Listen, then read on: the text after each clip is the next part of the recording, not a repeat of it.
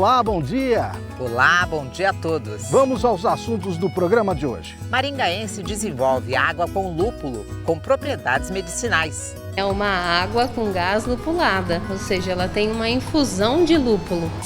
Indígenas firmam um acordo com o governo do Paraná para fazerem manutenção de terra compartilhada. Um reencontro com o nosso território, que fica hoje dentro da Floresta Estadual Metropolitana de Piraquara.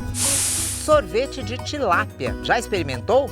Vamos mostrar que quem experimentou achou uma delícia. Não é sorvete de peixe. É sorvete de peixe. Mas não parece.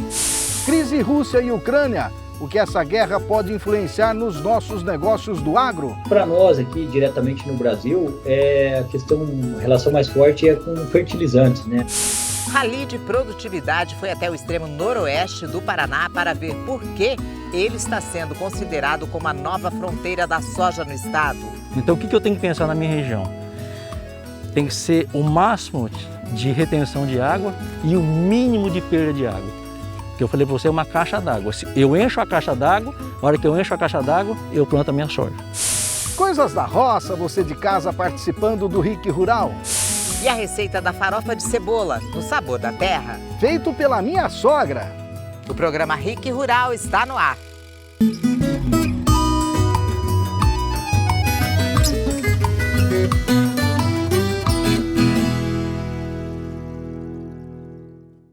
O RIC Rural deste domingo começa mostrando que Maringaense desenvolve água com lúpulo. E garante que ela é refrescante e com propriedades medicinais. Acompanhe. Água saborizada já existe no mercado, mas água com lúpulo, aquela flor que é usada na produção de cerveja. Já viu? Não? Ela existe e está fazendo muito sucesso. Invenção desta maringaense de 37 anos. Sim, é uma água com gás lupulada, ou seja, ela tem uma infusão de lúpulo. É uma água leve, né, normal, como a gente conhece, gaseificada, com um aroma e um leve sabor de lúpulo. Andressa e o marido produzem cervejas artesanais há 10 anos em Maringá. A fábrica de cerveja já é bem conhecida no Paraná. Há 4 anos, tiveram a ideia de colocar a flor de lúpulo na água. E não é que ficou bom? Vivendo diariamente aqui na cervejaria e tendo acesso a ingredientes, a insumos diferentes, nós dois juntos criamos o produto. Primeiro fizemos a infusão, depois bebemos e falamos, tá faltando alguma coisa. O que é? Gás. Aí injetamos o CO2 e daí surgiu a hop. O casal rapidamente decidiu patentear a ideia e colocar o produto em latas. A água não tem açúcar e nem álcool.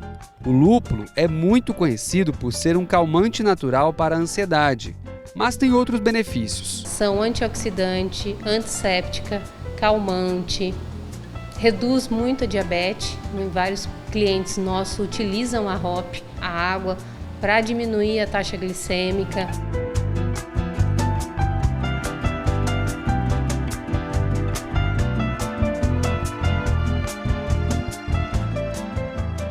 Mas é claro que durante essa reportagem eu iria provar a água maringaense, né? Já pedi para a Andressa abrir uma aqui, a gente vai provar, colocamos na taça e vamos ver, vou provar pela primeira vez. Tem um gostinho de fruta, né?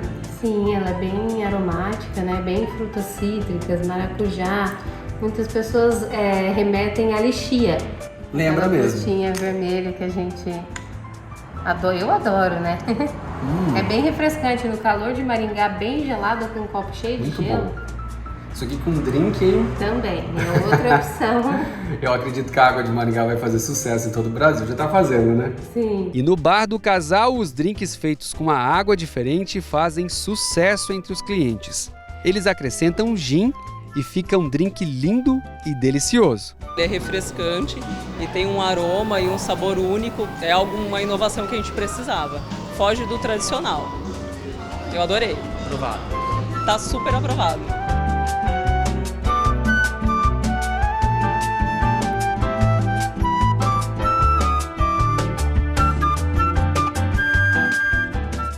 A ideia que nasceu em Maringá ganhou destaque no reality Ideias à Venda, que é apresentado pela Eliana, no Netflix. No programa, os empreendedores disputam um prêmio de R$200 mil. Quem apresentar a melhor ideia, leva a bolada. O reality já está disponível para assistir. Andressa ficou muito feliz com o reconhecimento e com a oportunidade. Ela quer cada vez mais levar essa água para os brasileiros. E as pessoas têm cada vez mais conhecido, cada vez mais gostado da hop, né? Como uma alternativa a refrigerantes, como uma alternativa à bebida alcoólica quando a pessoa não pode beber, ou quando ela é, por exemplo, motorista da rodada, ou quando a mulher está grávida, né? Tem várias lacunas aí onde a hop se encaixa.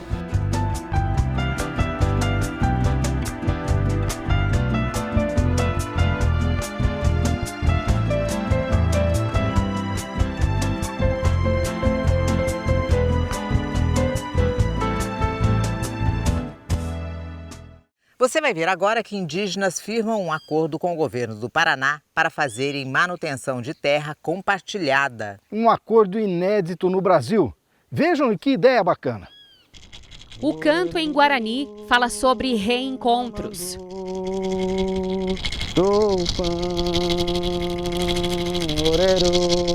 Uma voz que não se cala, mesmo diante das dificuldades. 31 indígenas, entre adultos e crianças, estavam morando em barracas improvisadas até o ano passado. Os acampamentos foram montados numa área de preservação ambiental protegida pelo governo do estado. No último dia 9 de agosto, um grupo de indígenas fez a retomada de terras da Floresta Estadual Metropolitana de Piraquara. O Eloy é o representante deste grupo e vai contar pra gente das etnias dessas pessoas que hoje estão aqui. Quem são essas tribos? Nós somos Guarani, Andeva e Caigangues, né? Fizemos a retomada de um território, um reencontro com o nosso território, que fica hoje dentro da Floresta Estadual Metropolitana de Piraquara. E quando o IAT chegou até a gente apresentou um projeto de revitalização para uma área que está abandonada, tomada por pinos e eucalipto, e a gente tem a proposta de trazer a força da mãe natureza, fazendo reflorestamento de nativas, recuperando as nascentes e os rios. A área de preservação ambiental tem 459 hectares. A plantação predominante aqui é de pinos e eucaliptos. Um projeto do governo do Paraná reconheceu a retomada das tribos e sugeriu que a manutenção da área fosse compartilhada. E esse modelo de gestão é algo inédito no Brasil. Sim, é algo inédito no Brasil, é algo inédito no estado do Paraná e é algo inédito também para nós, os povos originários, porque por muito tempo a gente não conseguia nem espaços e hoje você conseguir que o próprio estado reconheça o território indígena, reconheça o modo de vida indígena e a partir daí crie uma gestão compartilhada com nós, os povos indígenas, no interesse de fortalecer o Nhanderecó e fortalecer a mãe natureza, isso também para nós é inédito. É uma luta do povo indígena para garantir um espaço de terra que já era deles no passado? Isso, é uma luta para a gente fazer esse reencontro com o nosso território originário, o nosso território sagrado, né? Porque aqui viveu os Caigangues, os Guarani, por mais de 5.000 anos. Então a gente fazer esse reencontro e poder fazer aqui o Nhanderecó, que é o modo de vida indígena, de preservar, de cuidar, para a gente é um passo muito importante nesse momento. Para estreitar os laços com a comunidade indígena, representantes do Instituto Água e Terra plantaram mudas de erva mate e de araucárias com os indígenas. Estamos aqui com o Eloy, líder aqui também dessa comunidade Caigangue Guarani, aqui da Floresta Metropolitana, fazendo um plantio integrado aqui entre o Instituto Água e Terra e a comunidade,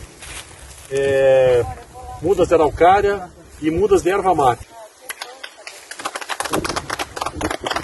A sede do iate que há no local virou um alojamento para 5 famílias. No futuro, esse espaço ganhará um centro de formação de cultura e direitos indígenas para que a tradição jamais seja esquecida com o tempo. Algo que Ticiane sente orgulho. Eu acho que a conexão com a natureza, a conexão com o Nhanderu, com a linguagem assim, com os animais. Dança, canto, artesanato, tradições milenares transmitidas de geração para geração. E a Quecã, de 7 anos, aprendeu a pedir proteção através da música.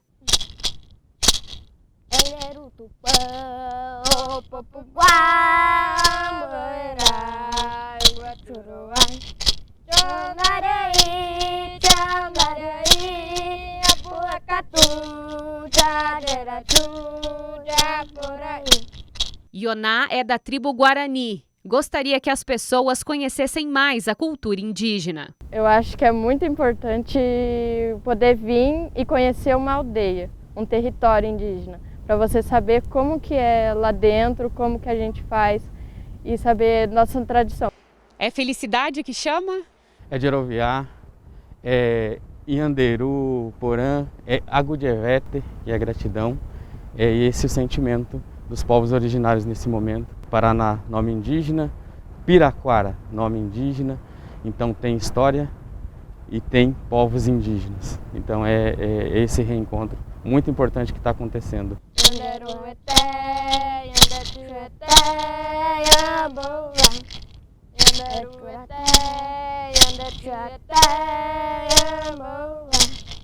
Olha, que boa solução foi encontrada nesse acordo, né, Rosa? Bacana, não é mesmo? Muito bacana.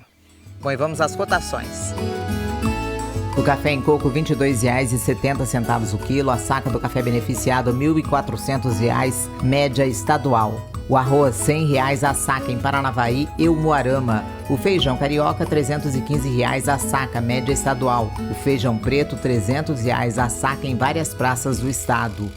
Bom, nós vamos para um rápido intervalo e voltamos mostrando o sorvete de tilápia. E olha, quem experimentou achou uma delícia. Crise Rússia-Ucrânia. O que essa guerra pode influenciar nos nossos negócios do agro? Ainda hoje, Rally de Produtividade foi até o extremo noroeste do Paraná para ver por que ele está sendo considerado como uma nova fronteira da soja no estado.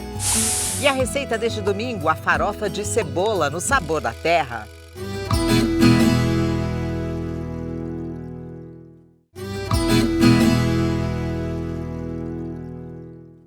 Estamos de volta e agora me diz aí, você já imaginou experimentar um sorvete de tilápia? É isso mesmo, sorvete de peixe. Pois sabia que esse produto diferentão já existe e foi desenvolvido na UniOeste em Toledo?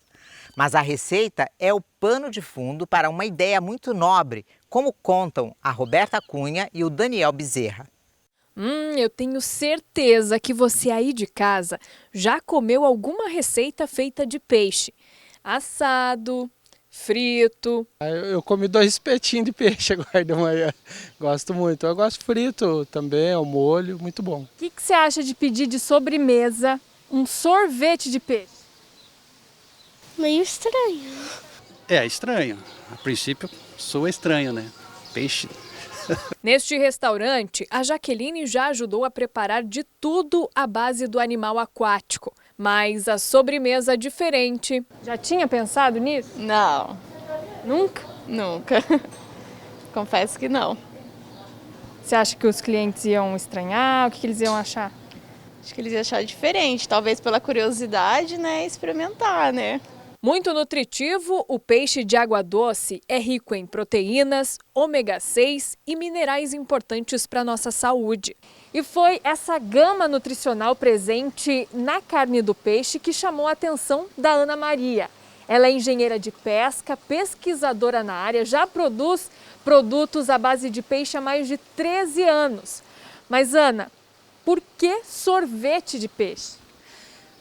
Bom, porque durante o tratamento de quimioterapia da minha filha, ela teve um câncer de mama gestacional, que foi descoberto aos 4 meses de gravidez. Ela começou a ter problemas para a ingestão de alimentação, né, que fosse nutricionalmente adequado, né, porque pacientes que passam por problemas de câncer ficam bastante debilitados. Daí eu vi que o sorvete de limão que ela tomava às vezes, quando ela fazia quimioterapia, aliviava bastante as feridas. E daí eu tive a ideia, eu falei, por que não tornar esse sorvete mais nutricional, inserindo a carne da tilápia, né, que é uma carne leve e dá para fazer variadas receitas.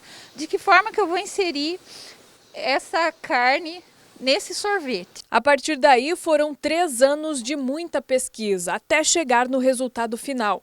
A espécie escolhida foi a tilápia, muito produzida no oeste do Paraná. Como eu sou mestre em biotecnologia também, eu usei da biotecnologia para inserir vários tipos de enzimas e transformar a CMS, a carne mecanicamente separada da tilápia, que é uma carne que ainda sobra na carcaça depois que a indústria fileta, pegar essa carne e transformar num líquido para inserir no pescado para ele ficar mais adequado nutricionalmente. E eu tenho certeza que você está curioso para saber se o sorvete é bom ou não. Por isso, tiramos a prova com quem achou estranho lá no começo da reportagem. Gostoso. Tem gosto de peixe? Se você não falasse que tinha peixe, eu não acreditaria. Vamos lá, então, sorvete de peixe. Olha, sinceramente, nem dá para quase perceber que é peixe. Não é sorvete de peixe. É sorvete de peixe. Mas não parece. Não? Tem gosto do quê? Parece aquele sorvete de baunilha. A sobremesa tem sabor de creme. Do peixe mesmo, são extraídos apenas os nutrientes. Quando o estudo for finalizado e o produto finalmente for para o mercado, assim como a filha da Ana, muitos adultos e crianças em tratamento contra o câncer poderão consumir. Mas a pesquisadora não para por aí não. O próximo desafio é transformar o nutriente hidrolisado em pó, que vai virar um sopão proteico, que deve alimentar pessoas em situação de vulnerabilidade. Como você se sente desenvolvendo um produto desse que pode ajudar no tratamento de tanta gente? Eu me sinto uma privilegiada. A gente quer deixar uma sementinha nesse mundo. Meu trabalho não vai acabar com a fome no mundo. Mas se eu deixar uma sementinha de esperança, eu vou ficar muito feliz. Bom, e agora coisas da roça. A dona Neide e a filha Silvana de Marialva mandaram pra gente essa graça de foto, que mostra uma pombinha que fez seu ninho no vaso dela, de suculenta. Olha só, 2 ovinhos chocando. Uma graça, não é mesmo? A Rosemary da Silva mandou uma foto do gato que ela chama de Neguinho, curtindo o sol em Guarapuava. Obrigado, Rosemary. A Silvana Zubioli de Mandaguaçu registrou as primas Maria e Noani colhendo abóbora na roça do vô delas. O Paulo de Curitiba compartilhou com a gente fotos das cebolinhas e da florada do café que ele encontrou na capital. Essa florada é linda, hein, Paulo? O João Costa de Cambé mandou uma foto do pé de moringa oleifera, também conhecida como acácia branca. Ele disse que alguns acreditam ser a árvore da vida e que aprecia cada detalhe dela, em especial as folhas e flores. O Márcio Barbosa, do bairro Boqueirão de Curitiba, registrou a colheita de uva Vitória no quintal da casa do pai dele, o seu Ervino. A mãe do Márcio, a dona Maria, fez uma cuca toda especial com a fruta. Eita delícia! Já a Cirlei, que também é da capital, compartilhou um vídeo do coelho do neto dela brincando com um galizé que ele cria. Os dois fazem bastante exercício, não é mesmo, Cirlei? A Maria Helena mandou fotos das plantas que a mãe dela cultiva em um sítio de São Mateus do Sul. O José Carlos, de Reserva, fez um vídeo da horta que ele cultiva em casa. Vamos acompanhar. Bom dia, pessoal do Rick Rural. Aqui é o José Carlos Pasalac, de Reserva, Paraná. Fazendo um vídeo aí para mostrar a minha horta aí. Muito obrigado. Um abraço a todos aí. A Alexandra compartilhou um vídeo e fotos da estufa de morango que ela tem na casa da Lapa. A família produz até mesmo geleias no local. E encerrando as participações de hoje, olha só as fotos que a Daniele mandou pra gente. Tem o marido dela, o Diogo, pescando em uma propriedade de Alvorada do Sul. A Daniele aproveitou para fazer também um registro dela em um pôr do sol. Obrigado, Daniela, e obrigado a todos que participaram do Coisas da Roça de hoje. Mande a sua fotografia ou vídeo pra gente também. Anote aí o nosso WhatsApp. 44 99855 8787. Estamos esperando a sua participação. Não fique de fora, não. Bom, e os preços da soja subiram esta semana novamente. Vamos às cotações. O milho, R$ 92,00 a saca, melhor preço na região de Cascavel. A soja alta nas cotações, R$ 193,00 a saca. O trigo, R$ 89,00 a saca em várias praças do estado. E a tonelada da raiz de mandioca, R$ 750,00 em Paranavaí e Umuarama. Bom, a gente tem acompanhado, apreensivos, o conflito entre a Rússia e a Ucrânia, que pode caminhar para um problema muito mais sério para fora das fronteiras entre os dois países. Para o setor do agro brasileiro e paranaense, há também muita expectativa sobre o que pode acontecer na nossa economia e no nosso mercado de commodities agrícolas por conta desse conflito. Sobre esse momento, nós conversamos com o Robson Mafioletti, superintendente da UCEPAR, para analisar essa situação e o que ela pode afetar no nosso mercado interno e as nossas exportações de produtos do agro. Olá, Rose, olá, Sérgio. Esse conflito aí entre a Rússia e a Ucrânia preocupa muito o mundo todo, né? Dado que a Rússia é o maior país em extensão no mundo, né? E tem uma forte presença militar, né? E realmente traz muita apreensão para o mundo todo, né? De gerar um conflito em nível mundial, né? E em termos do agronegócio, a Rússia é um dos grandes produtores, né, de alimentos do mundo, produz lá 120 milhões de toneladas, bastante focado no trigo, na cevada, aí nos cereais de inverno, girassol, também na produção de leite e frango, né? E para nós aqui, diretamente no Brasil, a relação mais forte é com fertilizantes, né? A Rússia representa aí, nós temos uma balança comercial bastante desfavorável para o Brasil, né? Nós exportamos pouco para eles, relativamente, e importamos em torno de 5,7 bilhões de dólares por ano, né? Em 2021 foi esse número, e disto 62% são produtos fertilizantes, né? Basicamente cloreto de potássio, também tem um pouco nitrogenados, né? E também é o maior produtor mundial de gás natural, que é matéria-prima para vários produtos aí combustíveis, né? Então, realmente preocupa, né? A Ucrânia também é um país significativo na produção de trigo, de cereais de inverno, né? Toda aquela região do Mar Negro ali é uma região muito fértil, né? Historicamente, né? Essa região ela é importante para o abastecimento do mundo, né? E aqui a gente deseja que esse conflito dure o menos tempo possível para ter menos problemas, né? Com vítimas aí, né? E que a gente consiga restabelecer aí o diálogo, né? Os países e realmente não afete aí todo o comércio mundial e também as vidas, né, que vão ser perdidas. Assim, a gente acredita que possa ter uma solução, ainda que o conflito já foi deflagrado aí hoje, né? A gente quer que essa coisa se resolva para não ter problema, senão vai ter impacto aqui, não só aqui no mundo todo, no aumento do preço de alimentos. A gente já viu os preços hoje da soja, do milho, o próprio trigo, né, subindo bastante, o petróleo batendo $100 por barril. Isso tudo impacta a economia mundial, né? E além disso, pode gerar um conflito em nível, proporção maior. A gente acredita muito cedo fazer uma avaliação mais aprofundada, mas acreditamos que ainda vai ter alguma forma de diplomacia, alguma coisa que a gente consiga dar uma parada em breve nessa escalada aí de violência, de conflito, né? Mas realmente preocupa muito. Desde a Segunda Guerra Mundial não tinha um momento tão difícil assim na história, né, de um conflito de um país, né, enorme, né, com outro país bem mais frágil do ponto de vista militar, né, mas que é importante ambos para o mundo. Bom, gente, só para lembrar, a Ucrânia vende 17% do milho do mercado mundial, perdendo para os Estados Unidos, Brasil e Argentina. E juntas, a Rússia e a Ucrânia exportam 30% do trigo que é comprado pelo mundo. Bom, agora nós vamos para mais um rápido intervalo e voltamos mostrando o rally de produtividade que foi até o extremo noroeste do Paraná, para ver por que essa região está sendo considerada como uma nova fronteira da soja no estado. Ainda hoje no Sabor da Terra, a receita da farofa com cebola.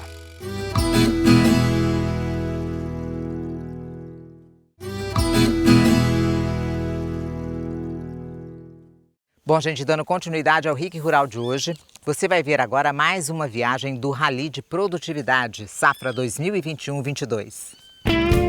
Rally Cocamar de Produtividade. Oferecimento Cocamar. Cooperado e cooperativa crescem juntos. Quem diria? O estado do Paraná, um dos mais importantes produtores de alimentos do país, ainda está desbravando novas fronteiras para a moderna agricultura de grãos. É o que se pode observar no extremo noroeste, uma região onde até pouco tempo os canaviais e mandiocais dividiam espaço com extensas áreas degradadas. O Rally de Produtividade esteve nesta semana em Guaraçá, Nova Londrina e Diamante do Norte, para ver de perto essa mudança de cenário. Em Guaraçá, conversamos com Flávio Penteado, que investe na produção de leite com a criação de gado Jersey. Produz também feno, inclusive para exportação.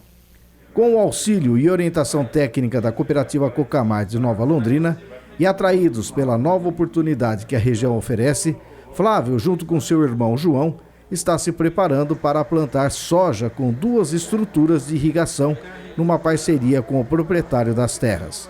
Já vem estudando há alguns anos, né, essa possibilidade de entrar no meio de produzir soja. Já tem algum histórico de irrigação há mais de 12 anos que a gente trabalha com forragem, né?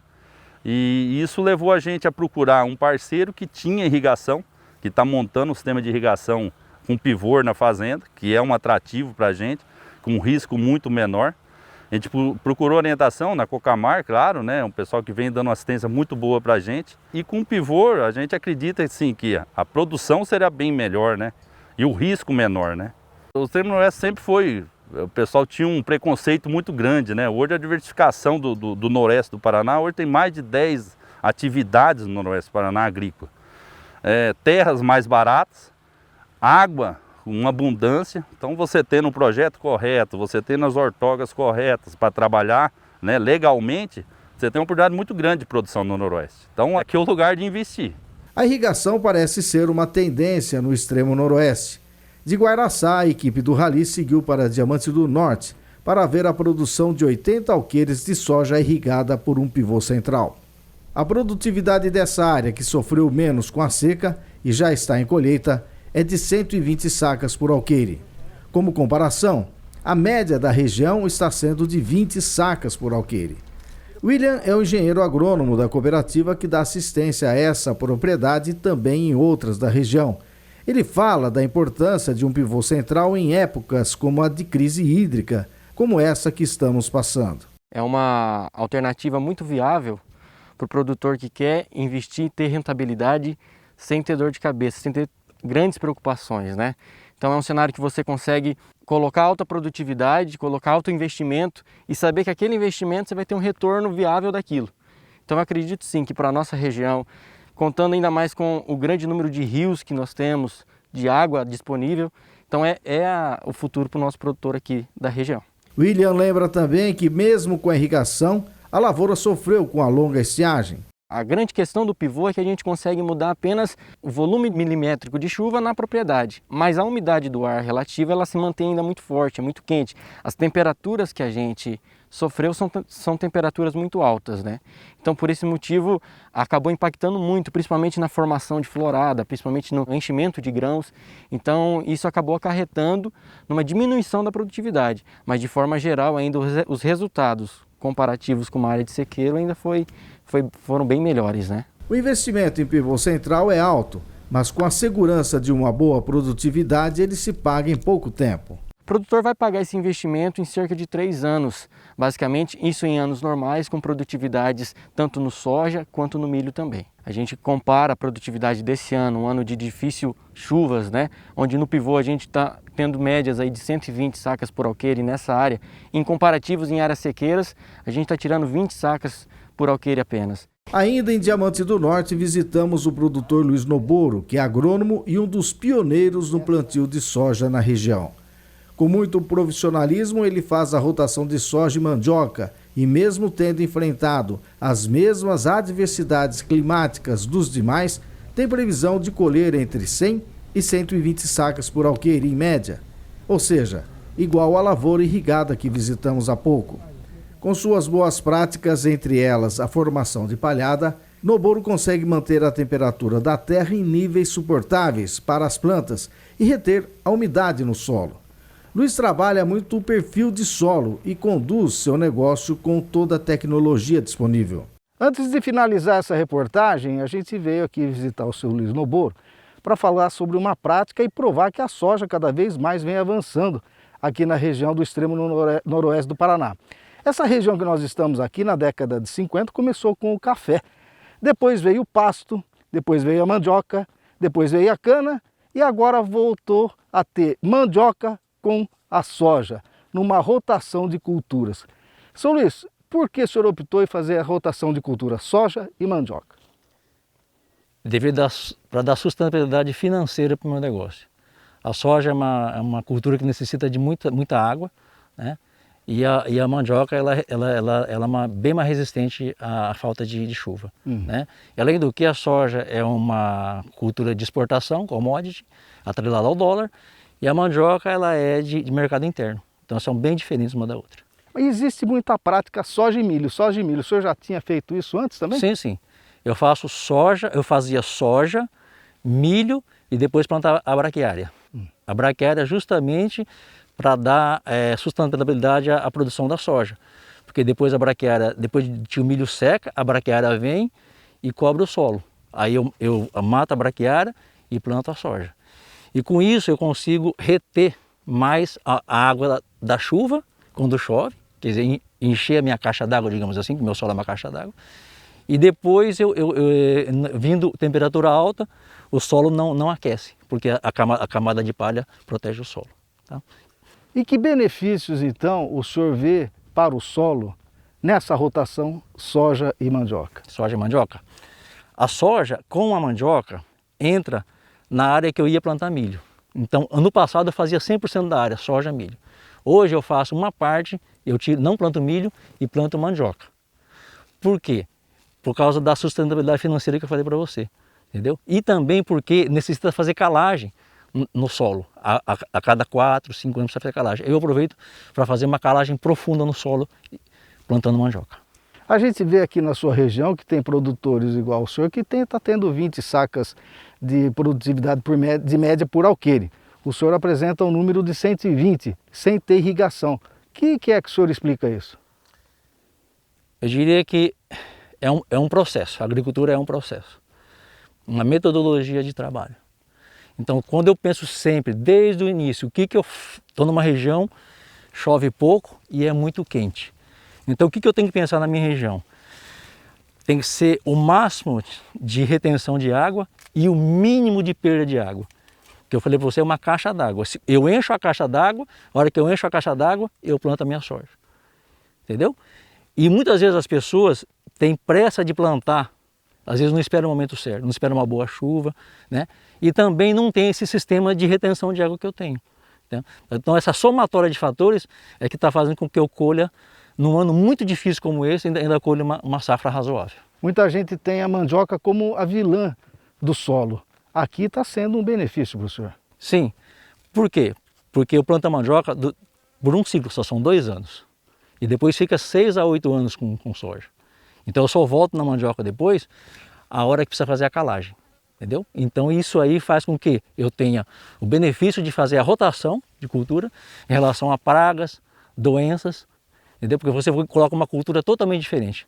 Soja, uma cultura de ciclo de 3 a 4 meses, a mandioca é uma cultura de 2 anos. E são pragas totalmente diferentes, erva daninha totalmente diferente. Então, eu tenho benefício para um e para outro. E também, eu consigo produzir mais mandioca quando se planta 8 anos de soja do que numa área de pastagem para fazer reforma. Como falamos no início, a região do extremo noroeste do Paraná, através dos 3 exemplos de produtores que mostramos nessa reportagem, se consolida como nova fronteira para a moderna agricultura de grãos. O Fábio, que é gerente da unidade da cooperativa, confirma o avanço da soja e sua importância para a transformação do extremo noroeste do Paraná. A soja veio principalmente para atender as áreas degradadas de pasto. Aqui de longa data já vem uma região de exploração muito do pasto e a gente entrou principalmente nessas áreas.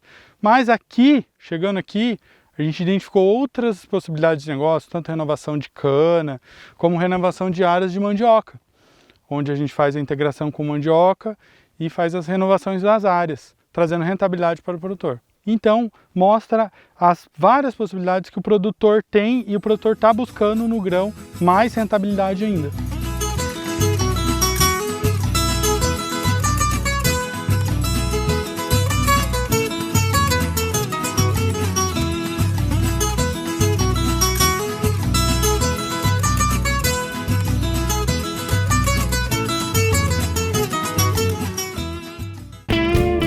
Rally Cocamar de Produtividade. Oferecimento Cocamar. Cooperado e cooperativa crescem juntos. E vamos aos preços da carne no Paraná. O suíno, R$ 5,50 o quilo, média estadual. Vaca gorda, R$ 295 a arroba. E o boi gordo, R$ 325 a arroba, melhor preço na região de Londrina. Nós vamos para mais um rápido intervalo e voltamos com a receita da farofa de cebola no sabor da terra.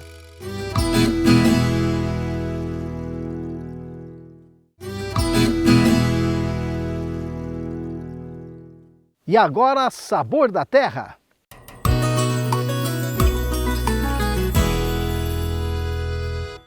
Bom, gente, a nossa receita de hoje é uma receita que está na moda.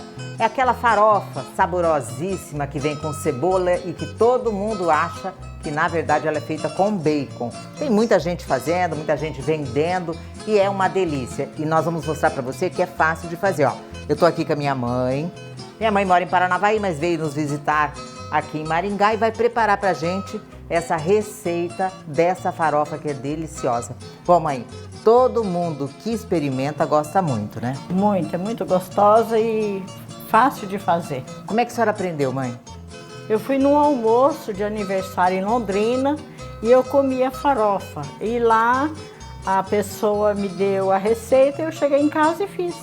Tá, e o ingrediente é esse aqui. É a cebola, duas cebolas fatiadas, farinha de biju, a textura de soja. Ou soja texturizada, né? Também, isso mesmo. Farinha de trigo para pulverizar a cebola e o sal. Para dar o sabor. É só esses ingredientes, mais nada. E o óleo para fritar. Bom, qual que é o primeiro passo? Pega a cebola, passa na farinha de trigo.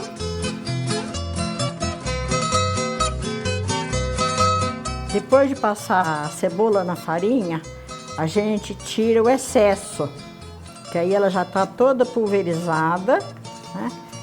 Agora vamos levar para a fritura. Põe na gordura quente.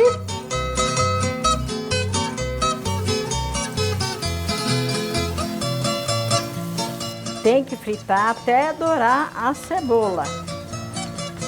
Ela não pode ficar escura demais, senão ela vai ficar amarga, mas ela tem que ficar bem crocante.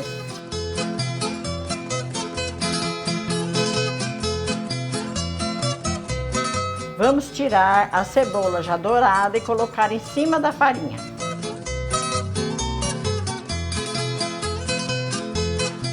Agora coloca a textura de soja, torra.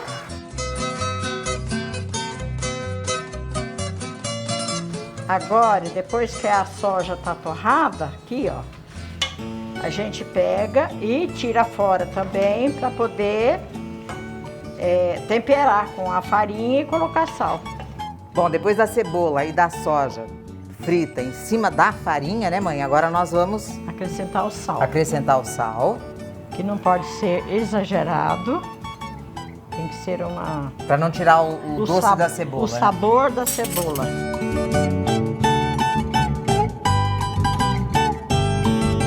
Eu vou pôr um pouco de óleo para umedecer a farofa.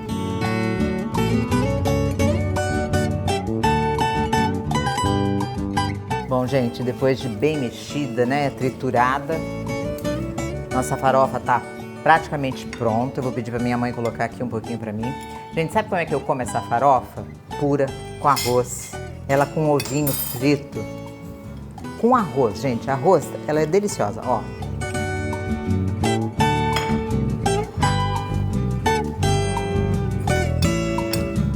Deliciosa. E o churrasco, então? Uma carninha de porco. Crocante. Saborosa. Quem não conhece acha que tem bacon. Não tem, gente. Não tem. E é a farofa da avó Darcy. Mãe, obrigada, tá? De nada, minha filha.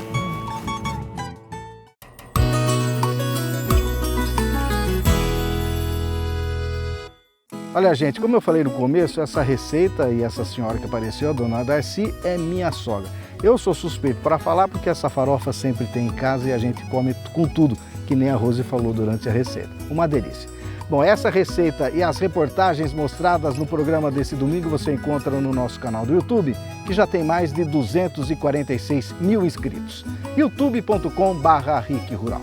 Se inscreva no nosso canal do YouTube e não se esqueça de clicar no sininho para ficar sempre atualizado. E você que acompanha a gente no YouTube pode nos seguir também no Instagram. Lá, além de saber mais sobre a gente, vamos postar a sua foto e vídeo do Coisas da Roça. O nosso Instagram é Sérgio e Rose, ok? Bom, e por hoje é só, nós vamos ficando por aqui. Mas antes eu quero fazer um agradecimento a uma pessoa muito especial para mim, a professora Cida de Marumbi, que me mandou esse doce de jaracatiá, que sabe que eu gosto muito. Tia Cida, muito obrigado, viu? A senhora, como sempre, muito querida. Dá uma olhada só, a Rose fez até essas imagens aí de eu saboreando o doce de jaracatiá. Quem não conhece, jaracatiá é o mamão selvagem. Tia, um beijão, viu? Obrigado. Bom, e a senhora está convidada a participar do Sabor da Terra comigo para mostrar como se faz essa delícia, tá bom? Tia Cida, uma boa semana para a senhora e para todos que estiveram com a gente aqui no RIC Rural. Até domingo que vem. A todos um bom dia, uma boa semana de trabalho no campo e até o próximo programa domingo que vem. Tchau, gente!